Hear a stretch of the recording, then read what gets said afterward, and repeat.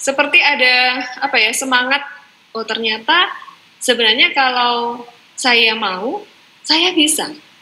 Perkara yang muncul sebenarnya dari diri, mau nggak sih gitu kan, mau nggak? Kalau nggak mau ya nggak akan bisa, meskipun pimpinan nanti Pak Rektor, Pak Safik menyiapkan dana puluhan juta untuk profesor, tapi nggak mau ya sia-sia gitu. Jadi ini harus gayung bersambut. Saya mau Pak, tolong dong Pak vitaminnya gitu, ditambah logistik Pak, vitaminnya dikasih dosis yang agak tebal begitu, agak tinggi, supaya semangat sehingga semuanya bisa ya saling menyambut. Dan seperti itu ceritanya, proses mengurus guru besar tidak terlalu panjang karena dokumen saya clean. Nanti saya ceritakan mengapa clean. Jumlahnya tidak banyak tapi clean. Ini salah satu strategi. Jadi nggak harus banyak-banyak. Saya punya 1000 poin tapi tidak clean, gugur. Sehingga saya memaparkan ada 4 materi.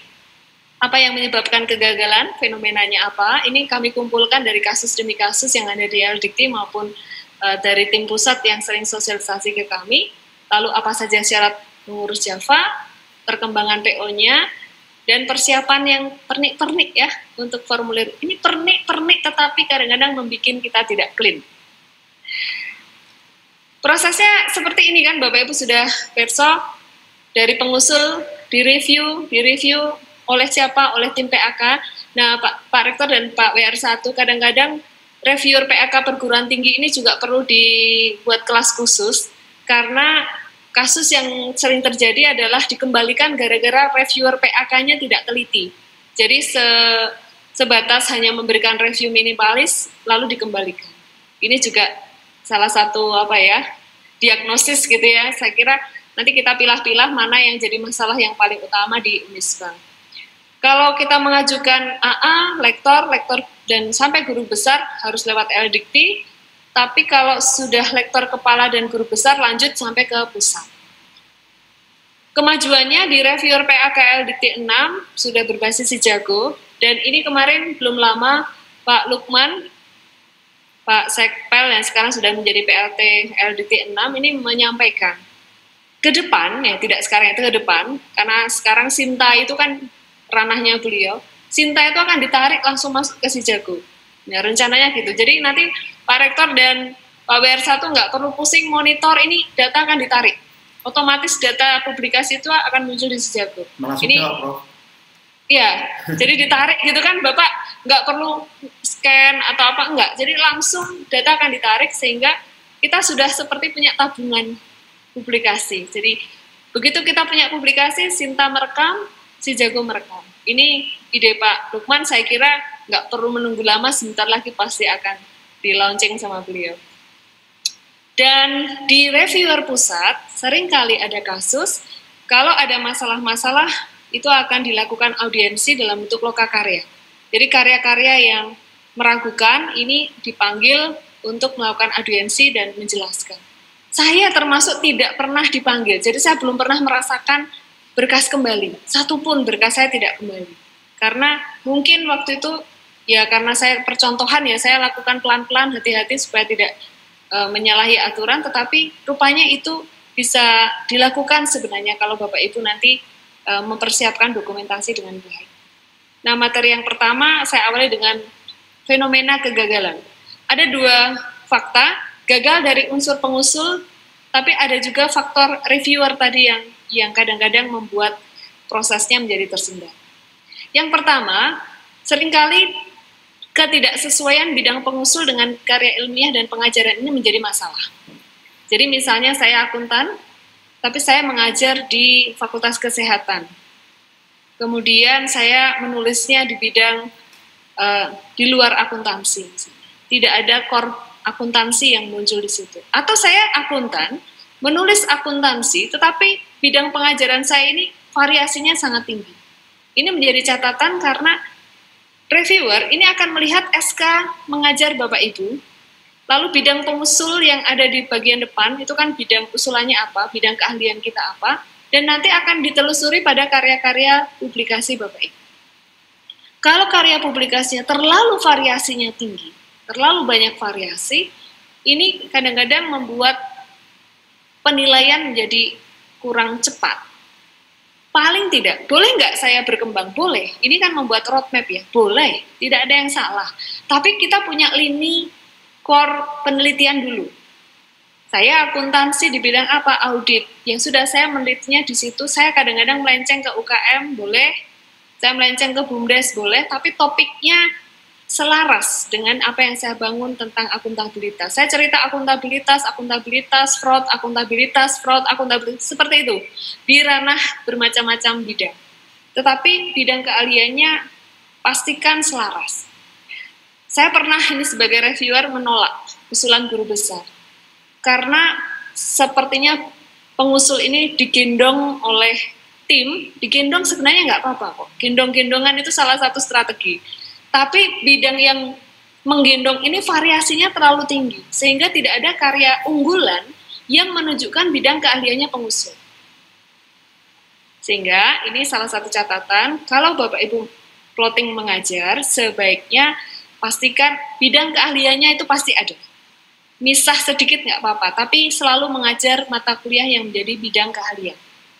Yang saya ceritakan di gendong tadi, ternyata mengajarnya dengan penulisannya itu beda. Misalnya di akuntansi ya, beliau mengatakan saya fokus di sistem informasi akuntansi.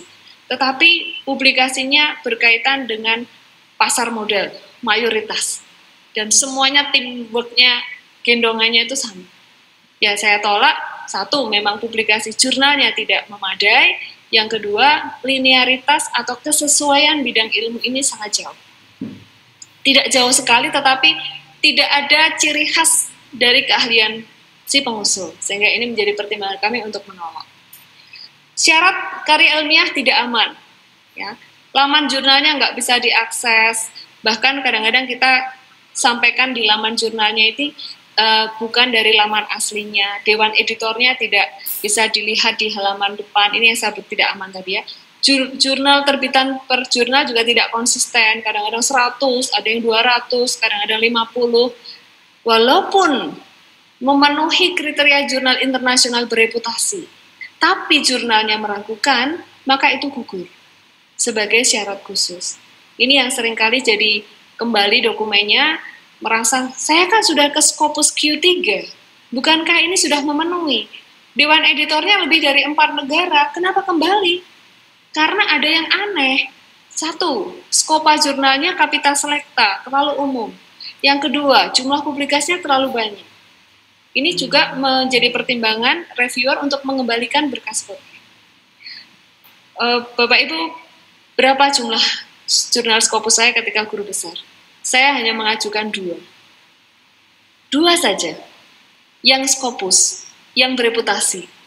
Tapi sisanya saya internasional ada mungkin sekitar 10, kemudian sisanya jurnal nasional. Total ada 23 karya yang saya ajukan. Tetapi jurnal syarat khususnya aman, clean, mau digoyang dimanapun, penerbitnya, publishernya saya pilih adalah publisher satu Emerald, yang kedua dari universitas di Malaysia yang memang sudah Q3. Dan impact faktornya ya aman, gitulah memenuhi syarat. Waktu itu kan masih di atas 0,05 kalau nggak salah Pak, yang waktu PO 2014. Sekarang 0,15. Ini agak sensasional, tetapi tidak ada yang mustahil kalau Bapak Ibu fokusnya ke situ. Kemudian pelanggaran etika juga seringkali menjadi masalah dan penelitian ini kurang, ini menjadikan kegagalan usulan kita. Jadi kalau banyak senior saya mengatakan, Mbak Uut poin saya itu udah 1000 loh. Kemarin saya tanda tangan senat, ada yang poinnya 1000. Tetapi beliau tidak bisa mengajukan guru besar karena ya, tidak memenuhi. Beliau belum memiliki jurnal internasional bereputasi yang clean. Ya akhirnya walaupun poinnya 1000, ya tidak bisa. Syarat buka kuncinya adalah jurnal internasional bereputasi.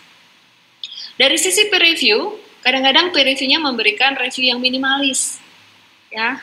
Nilainya tidak teliti antara peer review 1 dan peer review 2. Jadi ada yang nilainya sama persis. Tanda tangannya sama persis. Rupanya ditulis tangan, padahal sekarang boleh diketik. Tidak harus tulis tangan. Dan penting lagi, reviewer PAK di perguruan tinggi maupun yang kita outsource dari tempat lain juga boleh. ini harus memiliki bidang penelitian yang sesuai dengan kita. Bidang penelitian ataupun bidang keahlian boleh. Jadi misalnya saya akuntan, ya saya harus mencari reviewer yang di bidang akuntansi. Ya, kalau Bapak Ibu lektor yang mereview tentu saja harus di atas lektor kan, harus doktor dan di atas lektor. Kalau lektor kepala mau mengajukan lektor kepala, boleh nggak lektor kepala? Boleh, doktor tapi lektor kepalanya yang paling tinggi. Ya, bukan lektor kepala yang sama dengan yang sedang kita tuju. Itu boleh. Kemudian hal pernik-pernik kadang-kadang format reviewernya tidak sesuai, jenis jurnalnya salah ngisi ya, salah tik di situ, tidak lengkap menuliskan indeks, tidak lengkap menuliskan ISSN, posisi penulis juga tidak diberikan informasi yang jelas. Nah ini yang pernik yang seringkali mengganggu. Bahkan salah hitung angka juga sering kami temukan, lalu kami kembalikan. Di POPAK 2019 dan suplemennya, di situ disampaikan, kan ada dua ya, satu POPAK-nya, satu surat edarannya. Penulis karil itu karya ilmiah dengan syarat khusus, ada syarat tambahan untuk naik ke profesor, ada syarat tambahan untuk yang mau loncat jabatan. Ada beberapa yang berhasil loncat jabatan, tapi tidak boleh gagal ya, loncat jabatan yang diberi kesempatan 1 kali. Ya, salah satu dekan Udinus, Ibu Olivia, Prof. Olivia ini salah satu contoh yang berhasil loncat jabatan. Kemudian proporsi nilai para penulis itu juga tambahan di POPAK yang 2019. Dulu hanya ada penulis 1-2, sekarang ada penulis 1-2 dan penulis korespondensi. Lalu kelebihan angka penelitian juga dipaparkan di PO yang baru, ada informasi yang memperjelas yang sifatnya abu-abu, dan juga ada kenaikan Java yang jalur NIDK dan suplemen adenomir. Mungkin saya tidak bisa memberikan utuh semua, tapi nanti kalau ada pertanyaan silahkan nanti kita diskusikan. Nah, Pak Edi ini nih tahun 2021 sudah di ambang pintu. Ini sudah jadi isu juga. Ada potensi, ada perubahan. Yang jelas akan ada sedikit perubahan. POPAK 2019 dan suplemennya akan ditambah dengan kegiatan kebijakan Kampus Merdeka. Walaupun memang PO-nya belum di-share-kan, tetapi kemarin informasi dari tim pusat ke kami, para penilai PAK yang di LDikti, akan ada kebijakan POPAK baru 2021, misalnya kegiatan Kampus Merdeka, kegiatan dosen penggerak yang disetarakan dengan SKS, lalu akomodasi jalur vokasi dan profesi selain akademik, proporsi Tridharma, ini menjadi bagian perubahan juga, dan alternatif karya syarat khusus atau jurnal yang setara. Tapi jangan terus ngeper ya, jangan putus asa, jangan takut. Intinya kalau mengurus jabatan fungsional itu pede dan selalu berpikir positif. Jangan berpikir negatif, aku mesti raisoh, nanti raisoh tenan loh. Jadi jangan pernah merasa tidak bisa. Kita yang dari swasta ini seringkali dianggap nggak mungkin lah dari swasta. Saya kemarin sempat ditanya begini, sudah perempuan swasta pula gitu kan, opo iso ngurus angka kredit cepat gitu. Ada ya teman negeri yang menyampaikan itu, dia bilang yos pokoknya mencoba tuh Pak, nggak ada salahnya kan gitu. Nah ketika berkas naik itu saya nggak ada kenalan satupun loh. Jangan dipikir saya punya kenalan banyak di dunia langit sana. Saya bilang saya sudah naikkan, si jago ya sudah, saya tinggal berdoa gitu aja lah, pasrah gitu, rezeki tidak akan tertukar, itu aja. Diimani dengan cara seperti itu, kemudian ya ternyata memang kalau kita niatnya tulus, malah lancar. Tapi kalau yang rewel itu biasanya sering tanya, telepon gitu, itu malah lama, bolak-balik berkasnya. Ada yang 4 tahun ngurus ini, ada yang senior 4 tahun. Jadi tergantung pada apa ya, tergantung berkas kita. Bapak Ibu tidak perlu mencari jalan tol, kemudian minta Pak Rektor untuk menganggarkan khusus Pak Rektor, ini tiket jalan tol sekian puluh juta, bahkan ratusan juta untuk di amplop di meja ini, sekarang sudah nggak bisa. Gimana kita mau ngamplop siapa? Nggak mungkin, bahkan malah akan jadi masalah buat institusi. Jadi uang sebanyak itu pakai saja untuk publikasi, untuk proofread, untuk native, agar tulisan kita itu jauh lebih bisa kita yakini sebagai tulisan yang clean. Jadi Bapak Ibu tidak perlu mencari jalan tol ya. Syarat pengajuan Java, 1, memang waktunya sudah terpenuhi, jenjang pendidikannya terpenuhi, angka kreditnya terpenuhi, tiap prosentase bidang kegiatan terpenuhi, syarat khusus juga terpenuhi, syarat umum juga terpenuhi, serta filenya lengkap dan benar. 7 syarat ini yang kita penuhi. Nah, sedikit berbagi, kalau di Fakultas Ekonomi kami punya staf khusus yang tugasnya mendokumentasikan. Setiap saya pergi seminar, ketika belum daring ya, sertifikatnya kan hard copy. Saya tinggal kasih saja, Mbak, ini sertifikat saya. Lalu dia tugasnya scan, lalu masukkan di lemari elektronik kami. Kami punya lemari elektronik, Google Drive, begitu awalnya, sekarang sudah jadi website. Tinggal kami login, kami tinggal download apa saja tabungan kita. Dan itu sudah dikelompokkan per pendidikan, penelitian, pengabdian, dan unsur penunjang. Misalnya saya pengurus IAI, saya ada SK. Saya nggak usah pusing-pusing naruh di folder, saya tinggal forward, Mbak, titip ya, dia sudah masukkan di lemari elektronik kami. Atau misalnya saya menjadi narasumber seperti ini, nanti saya akan merepoti Pak Edi, ini ada surat tugas, saya lupa, belum atur gitu, kadang-kadang ke belakang baru dapat surat tugas saya kirim ke yang mengundang saya, ada cap tanda tangan, saya nggak perlu pusing, saya tinggal lempar aja, kemudian udah ada yang nangkep, masukkan di folder. Nah, kalau sudah saya longgar, baru saya gabung-gabung, oh ini saya cek lagi mana yang belum lengkap. Ini penting untuk BKD juga sebenarnya. Jadi nanti kalau pas BKD, Pak Edi dan tinggal monitor kan, kalau sudah ada berbasis elektronik, kadang-kadang kan masuk WA ya, sertifikat, email, segala macam kan masuk WA. Saya nggak usah pusing, pokoknya saya tinggal lempar aja, tolong simpen ya Mbak, nanti saatnya saya akan bongkar-bongkar untuk mengurus Java yang 1050. Saya seperti itu. Periode mengusulkan Java kapan? Bisa reguler seperti yang saya alami, atau memang punya kinerja khusus mau loncat jabatan? Boleh. Dari AA loncat ke lektor kepala boleh. Lektor loncat ke guru besar boleh. Ini Unisbank luar biasa loh, berarti lektor kepalanya kan siap jadi guru besar ya? Termasuk Pak Edi, Pak Rektor. Ini kalau diniati bisa loh Pak. Saya bilang, kalau diniati bisa. Mau 1 tahun juga bisa. 1 tahun itu fokus untuk publikasi. Yang dicari syarat khusus dulu. Kalau syarat khusus sudah tembus, yang lain itu poin-poin yang lain itu ngikutin. Itu lebih aman gitu. Syarat khususnya dibuka dulu. Jangan syarat khususnya taruh belakang, taruh depan. Saya waktu itu masih mengumpulkan ya. Cara mengumpulkannya kan tidak mungkin saya menulis sendiri. Ada yang sama mahasiswa. Kenapa kok bisa 23? Ada yang saya sama mahasiswa, ada yang sama dengan rekan dosen, ada yang saya dapat hibah. Jadi variasinya tinggi. Yang jelas tidak boleh merasa dirinya, saya harus sendiri, supaya hukumnya besar. Jangan.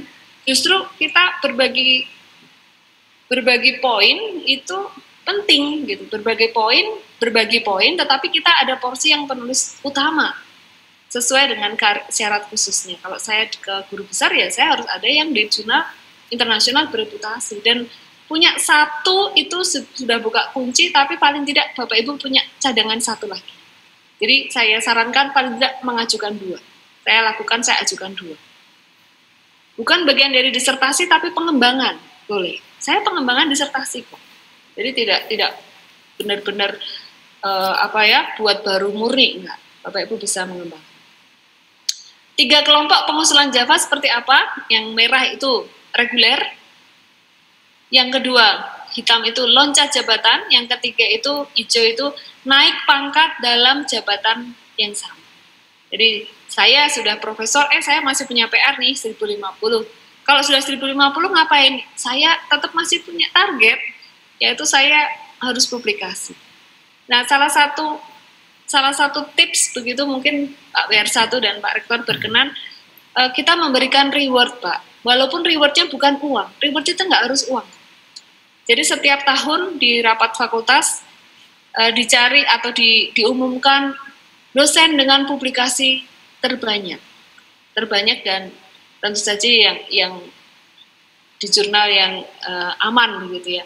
Dan 3 tahun sejak 2016 ya 17 sampai sekarang ini saya masih ya paling tidak mengikuti tradisi tersebut. Dan Bapak Ibu juga bisa dapat apa sih? Kadang-kadang saya cuma dapat voucher, dapat sertifikat pun kadang-kadang enggak gitu. Padahal sebenarnya sertifikat malah lebih penting ya. Tapi fakultas memberikan hadiah untuk gift itu sudah menjadi penyemangat kita. Bagaimana caranya loncat?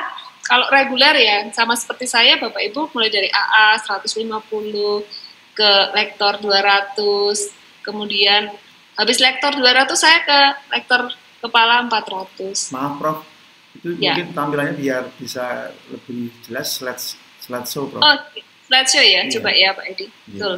Kok merasa ini sudah jelas? Nah, iya. Oke. Sampun, nggih. Nggih. Jadi saya pakai jalur yang merah ini. Nah, bagi Bapak Ibu yang memang memiliki publikasi dan memiliki semangat yang tinggi, teman-teman yang di AA bisa loncat loh ke lektor kepala. Boleh, nanti ada syarat-syaratnya. Kemudian bagi Bapak Ibu yang di lektor bisa loncat ke profesor. Ya, 4 area nanti. Tapi ini bukan sesuatu yang mustahil kalau memang niatnya ada. Kalau pakai jalur reguler juga sebenarnya tidak terlalu sulit sepanjang kita bisa bentuk tim nanti. Misalnya tim 1, tim 2, tim 3 itu saling silang. Jadi ada yang penulis 1, ada yang satunya penulis 2, ada yang penulis 3, lalu dibalik penulis 1 bergantian. Itu untuk menghasilkan yang saling melengkapi. Berapa tahun? Ya karena reguler tentu saja kita ikut menaikkan golongan kita. Tapi kalau kita mau loncat jabatan juga bisa. Hanya memang syaratnya variasi. Saya termasuk dari 400 ke 850. Butuh berapa poin waktu itu? Butuh sekitar 180 poin. Tapi saya mengajukan, saya hitung-hitung harus lebih dari 180. Jadi kalau dipotong-potong saya masih aman. Dan jangan kaget, berapa poin saya endingnya? 855 kalau nggak salah. Jadi kelebihannya sedikit, saya nggak suka nabung banyak. Karena yang diakui hanya 40% kan, ya ini strategi. Nggak usah terlalu banyak, tapi nyampe gitu. Memang kalau banyak terus apa? Terus bikin kita apa? Kan sama aja kan? Tapi kita bisa secara cepat bisa naik, tetapi Bapak Ibu juga tidak terlalu ngoyo begitu sebenarnya, ya. Karirnya apa? Karirnya ini sudah sesuai POPAK 2019. Kalau dari asisten ahli yang naik secara reguler ke misalnya mau ke lektor, maka yang dipenuhi apa?